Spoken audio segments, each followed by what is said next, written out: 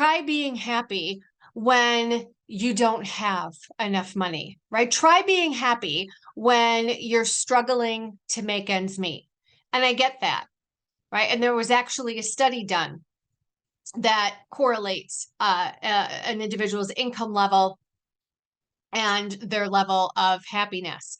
But once an individual reaches a certain level of income, even when that income level continues to increase, it has been proven that their level of happiness does not increase.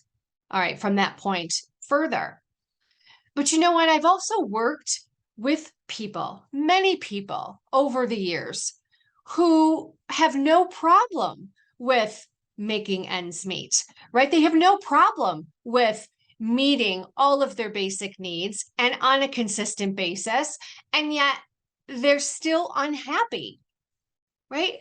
They're afraid to retire, right? They're afraid of letting go of that paycheck, not simply because the paycheck represents money, but because that paycheck in some way, shape, or form represents their identity, their sense of identity, right? So they're afraid to retire. For the same reason, we have business owners that resist selling their business and moving on to whatever is next, for them. I've had clients where they feel that they're undervalued, at work, where their paycheck is not in alignment with what they feel that they deserve, right? And I would even go so far as to say that it's not just their paycheck not aligning with what they truly deserve, but they're not even in a role that they believe they can do. Right. So, they're lacking in that way too. So not just financially, but from a purpose, standpoint, or, around their work. I've had individuals say that how afraid they are of making a mistake because for the very first time in their life, or at least for the very first time in a long time, they're now in charge of their finances wholly and completely. Right. And these are all individuals that either have enough or have more than enough in terms of their annual income to meet their basic needs.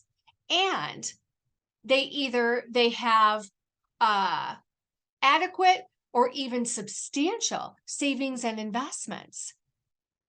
Right. So one would think when we lay eyes on their numbers, right, whether it's their income or their assets or even material possessions, if we were to lay eyes on their overall portfolio, their overall net worth, we would say, why the frustration? Why the fear? Right? Why the guilt? Right? So when that happens, then I have to, then we have to sit back and ask ourselves, all right, so what is the correlation between my sense of true wealth, my sense of happiness, and money?